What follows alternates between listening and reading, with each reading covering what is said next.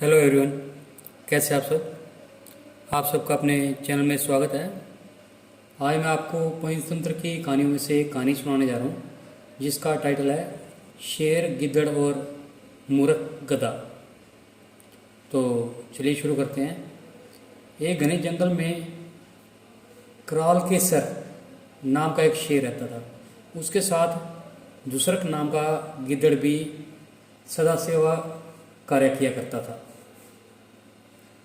शेर को एक बार मत हाथी से लड़ना पड़ा। तब से उसके शरीर पर कई घाव हो गए। एक टांग भी इस लड़ाई में टूट गई। उसके लिए एक कदम भी चलना मुश्किल हो गया था। जंगल में पशुओं का शिकार करना उसकी शक्ति के बाहर हो गया था। शिकार के बिना पेट नहीं भरता था। शेर और गिद्दड़ दोनों भूख से व्याकुल थे। एक दिन शेर ने गिद्दड़ से कहा, तू किसी शिकारी की खोज में जा और उसे यहाँ लेकर आ। मैं पास में आए पशु को मार डालूंगा और फिर हम दोनों उसका भरपेट भोजन खाएंगे। गिद्दड़ शिकार की खोज में पास के गांव में गया। वहाँ उसके तालाब के किनारे लंबकर नाम के एक गधे को हरी हरी घास की कोमल कोपले खाते देखा। उसके पास जाकर बोला, मामा नमस्कार, बड़े दिनों बाद दिखाई दिए हो, इतने दुबले कैसे हो गए हो। गधे ने उत्तर दिया, भगनीपुत्र क्या कहूँ, धोबी बड़ी निर्दयता से मेरी पीठ पर बोझा रख देता है और एक कदम भी ढीला पड़ने पर लाठियों से मारता है। घास मुट्ठी भर भी नहीं देता। स्वयं मुझे यहाँ आकर मिट्टी मिली घास खाने के तिनके मिलते हैं, इसलिए दुबला होता जा रहा हूँ। गिद्दड़ बोला, मामा यही बात है तो मैं तुझे एक ऐसी जगह बतलाता हूँ जहाँ मरकत मणि के समान स्वच्छ हरी घास का मैदान है, निर्मल जल है।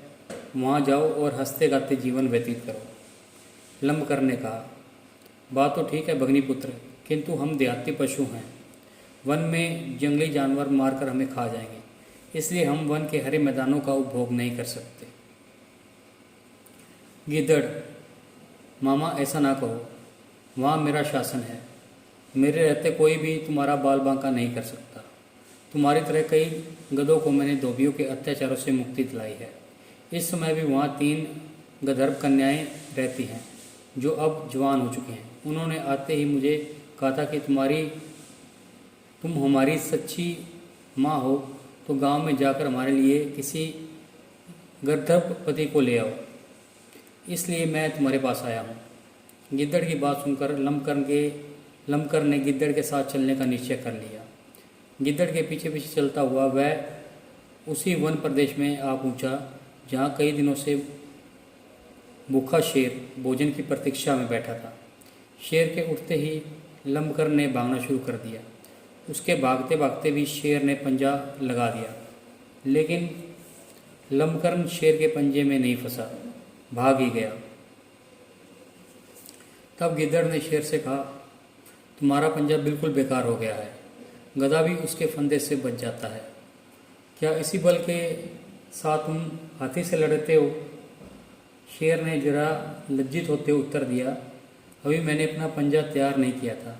वह अचानक ही भाग गया, अन्यथा हाथी भी इस पंजे की मार से घायल हुए बिना नहीं जा सकता।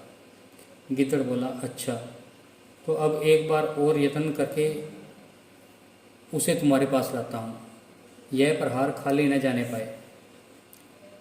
शेर, जो गधा मुझे अपनी आँखों देखकर भाग गया, अब वह कैसे आएगा। किसी और पर घात लगाओ।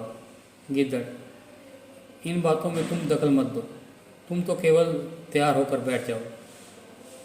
गिद्दड़ ने देखा कि गधा उसी स्थान पर फिर घास चर रहा है। गिद्दड़ को देखकर गधे ने कहा, भगनीसुत, तू भी मुझे खूब अच्छी जगह ले गया। एक क्षण और देरी हो जाती तो जीवन से हाथ धोना पड़ता। भला वह कौन सा जानवर था जो मुझे देखकर उठा और जिसका वज्र समान हाथ मेरी पीठ पर पड़ा। तब हंसते हुए गिद्दड़ ने कहा, मामा तुम भी विचित्र हो।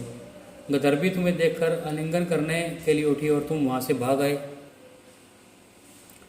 उसने तो तुमसे प्रेम करने के लिए हाथ उठाया था, वह तुम्हारे बिना जीवित नहीं रहेगी, भूखी प्यासी मर जाएगी। वह कहती है यदि लंबकर्ण मेरा पति नहीं होगा तो मैं आग में कूद पड़ूंगी, इसलिए अब उसे अधिक मत सताओ, अन्यथा स्त्री हत्या का पाप तुम्हारे सिर लगेगा।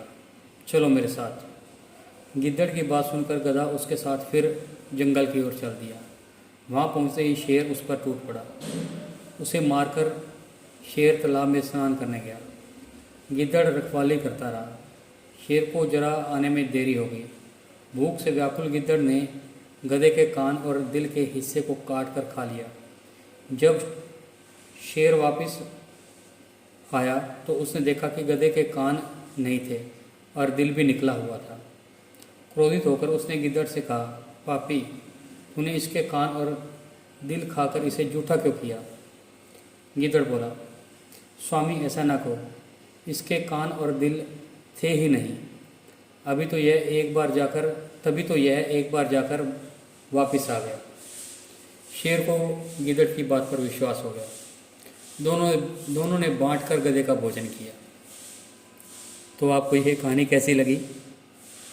अगर कहानी पसंद आई है तो वीडियो को लाइक कीजिए, शेयर कीजिए और चैनल को सब्सक्राइब कीजिए और बेल वाला बटन ज़रूर दबाएं ताकि हम ऐसी कोई और वीडियो डालें तो उसकी नोटिफिकेशन आपको मिल जाए। Thank you.